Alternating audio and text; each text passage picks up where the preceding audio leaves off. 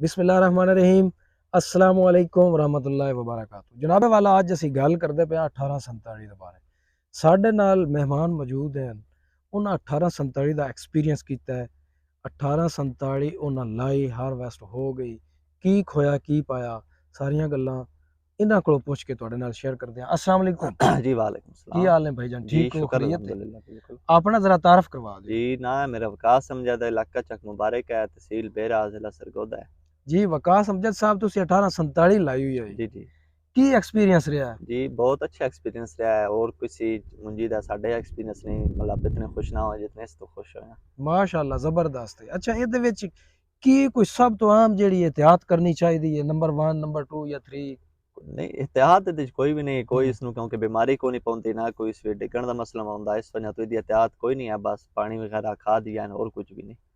ਇਹਦੀ ਸਹੀ ਟਾਈਮਿੰਗ ਕੀ ਹੈ? ਟਾਈਮਿੰਗ ਦੀ ਸਭ ਤੋਂ ਬੈਸਟ ਇਹ ਹੈ ਕਿ ਜੂਨ ਦੇ ਕਿਸੇ ਡੇਟ ਨੂੰ ਵੀ ਤੁਸੀਂ ਅਗਰ ਪਨੀਰੀ ਲਾ ਦਿੱਤੀ ਉਸ ਡੇਟ ਨੂੰ ਯਾਦ ਰੱਖ ਕੇ ਠੀਕ 25 ਤੋਂ 30 ਦਿਨ ਦੇ ਦਰਮਿਆਨ ਇਹਨੂੰ ਸਮਝੋ ਜੁਲਾਈ ਦੇ ਮੰਥ ਦੇ ਵਿੱਚ ਇਹਨੂੰ ਤੁਸੀਂ ਜਗ੍ਹਾ ਵਿੱਚ ਮੁੰਤਕਿਲ ਕਰਨਾ ਤੇ ਉਹ ਜਿਸ ਜਗ੍ਹਾ ਇਹਨੂੰ ਤੁਸੀਂ ਮੁੰਤਕਿਲ ਕੀਤਾ ਹੋਣਾ ਉਸ ਦੇ ਦਿਨ 2-3 ਦਿਨ ਅੱਗੇ ਪਿੱਛੇ ਅਕਤੂਬਰ ਦੇ ਵਿੱਚ ਤਿਆਰ ਹੋਵੇ ਸੀ। ਮਤਲਬ ਇਹ ਹੈ ਕਿ ਨਵੇਂ ਦਿਨ ਦੀ ਇਹ ਫਸਲ ਹੈ 3 ਮਹੀਨੇ ਵਿੱਚ ਤਿਆਰ ਹੋ ਜਾਂਦੀ।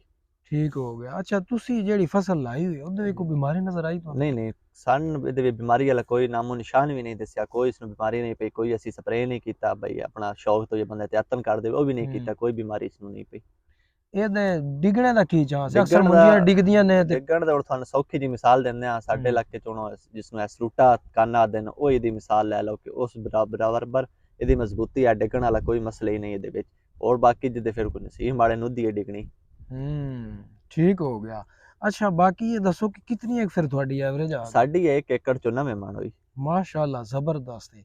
अच्छा ये 9 मण ਜਿਹੜੀ एवरेज हुई है ਜੀ ਜੀ ਇਹਦੇ ਵਿੱਚ ਕੋਈ ਖਾਦਾਂ ਕੋਈ ਜ਼ਿਆਦਾ ਦਿੱਤੀਆਂ ਹੈ ਨਹੀਂ ਕੀ ਨਹੀਂ ਕੀਤਾ? ਖਾਦਾਂ ਬਿਲਕੁਲ ਦੂਸਰੇ ਦੇ ਬਰਾਬਰ ਨਾਲ ਸਾਡੀ 1509 ਆਈ ਇੱਕ ਉਹਦੇ ਜਿਹੜੀ 1847 ਦੇ ਨਾਲ ਵਾਲੇ ਏਕੜੇ ਜੋ ਉਸ ਨੂੰ ਖਾਦਾਂ ਦਿੱਤੀਆਂ ਉਹ ਇਸ ਨੂੰ ਦਿੱਤੀਆਂ ਉਹ ਸਾਡੀ ਉਸ ਰਹੀ 40 ਤੋਂ 42 ਮਣ ਤੇ ਇਹ ਸਾਡੀ 9 ਮਣ ਬਿਲਕੁਲ ਤੋਲੀ 9 ਮਣ ਫਿਕਸ ਪੂਰੀ। सही हो गया, जबरदस्त हो गया। अच्छा ये दसो एकड़ ਵਿੱਚ ਕਿੰਨਾ ਬੀ ਲਾਉਂਦੇ ਜੀ ਹੋ? 5 ਕਿਲੋ ਏਕੜ ਚ ਦਾ ਬੀ अच्छा ਲੱਗਦਾ। 5 ਕਿਲੋ ਲੱਗਦਾ ਹੈ? ਜੀ 5 ਕਿਲੋ ਠੀਕ ਹੋ ਗਿਆ। ਅੱਛਾ ਇਹਦੀ ਪਨੀਰੀ ਹੀ ਲੱਗਦੀ ਜਿਸ ਤਰ੍ਹਾਂ ਪਨੀਰੀ ਆਮ ਹੀ ਪਨੀਰੀ ਲੱਗਦੀ ਲੱਗਦੀ? ਜੀ ਦੂਸਰੀ ਜਿਵੇਂ ਦੂਸਰਾ ਤਰੀਕਾ ਹੈ ਮੁੰਜੀ ਦਾ ਉਹ ਇਹਦਾ ਵੀ ਪਨੀਰੀ ਲਾ ਕੇ ਫਿਰ ਅੱਗੇ ਮੁੰਤਕਿਲ ਕਰਨਾ।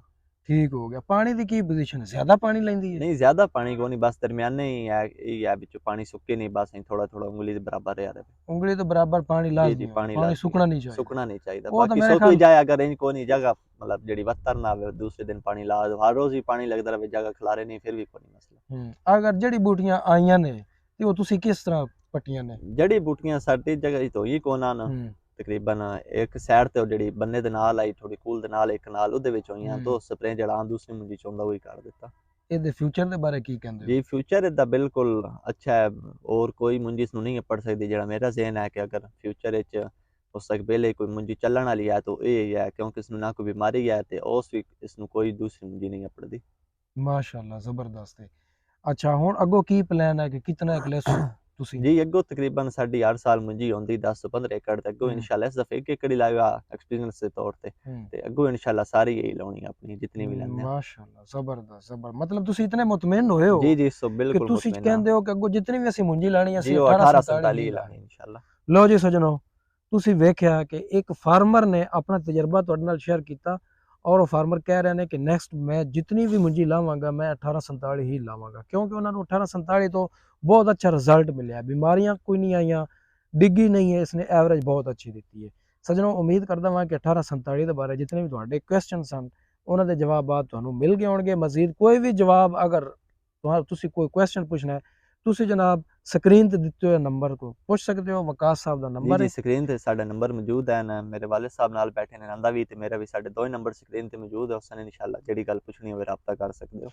और बी वगैरह जी अगर लेना हो जी किसी जी ने? ये सारी असी नवे मन जेड़ी साडी होई असी 4-5 धुप्पन लवा के पक्का का साफ करा के पैकिंग करके रखी सारी बी ते सेल करनी। कोई अगर बाय हैंड सड़क को तोड़ आके बी चेक करके लेना चाहता बेशक वो भी ले लो ते अगर दूसरा साडी वीडियो ते मुतमिन हो ते असी डिलीवरी भी करा देसां अगर तुसी नो पहुंच सकदे तां।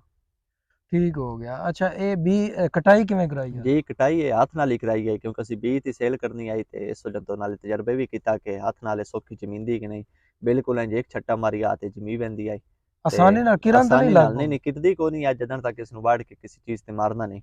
ਉਹ ਠੀਕ ਵੈਸੇ ਹੋ ਗਿਆ। ਜ਼ਮੀਨ ਦੇ ਵਿੱਚ ਨਹੀਂ ਗਿਰਦੀ ਦੀ, ਇਹ ਵੀ ਇੱਕ ਖੂਬੀ ਹੈ। ਮਤਲਬ ਕਿਰਦੀ ਵੀ ਨਹੀਂ ਤੇ ਅਲ ਖਾਲਾਦਾਰ ਚਿੜੀ ਵੀ ਨਹੀਂ, ਨਹੀਂ ਚਿੜੀ ਕੋਈ ਨਹੀਂ, ਬਸ ਇੰਜ ਇੱਕ ਦੋ ਛਟਿਆਂ ਨਾਲ ਹੀ ਨਾ ਸਾਰੀ ਬਿਲਕੁਲ ਮੁੰਜੜਾ ਖਾਲੀ ਹੋ ਜਾਂਦੀ। ਕਿਉਂਕਿ ਅਲ ਖਾਲਾਦਾਰੀ ਜਿਹੜੀ ਨਾ ਉਹ ਤਾਂ ਜਿਤਨਾ ਮਰਜ਼ੀ ਕੁੱਟੋ ਫਿਰ ਵੀ ਉਹ ਉੱਤੇ ਰਹਿ ਜਾਂਦੀ ਨਹੀਂ ਨਹੀਂ, ਚਮੜੀ ਇਹ ਦੀ। ਤਕਰੀਬਨ ਜ਼ਿਆਦਾ ਤੋਂ ਜ਼ਿਆਦਾ ਦੋ ਤਿੰਨ ਛੱਟੇ ਵਿੱਚ ਬਿਲकुल मुंजराले ਦੀ ਖਾਲੀ ਹੋ ਗਈ ਸਾਰੀ ਟਹਿ ਜਾਂਦੀ। ਠੀਕ ਹੋ ਗਿਆ, ਜ਼ਬਰਦਸਤ ਹੈ।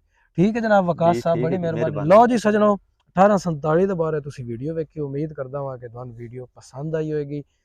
ਇਨਸ਼ਾਅੱਲਾ ਤਾਲਾ ਇਸ ਤੋਂ ਬਾਅਦ ਇੱਕ ਬੜੀ ਚੰਗੀ ਜੀ ਵੀਡੀਓ ਲੈ ਕੇ ਦੁਬਾਰਾ ਫਿਰ ਤੁਹਾਡੇ ਨਾਲ ਮੁਲਾਕਾਤ ਕਰਾਂਗੇ। ਉਸ ਵੀਡੀਓ ਤੱਕ ਇਜਾਜ਼ਤ, ਰੱਬ ਰਾਖਾ, ਅੱਲਾ ਹਾਫਿਜ਼, अस्सलाम वालेकुम।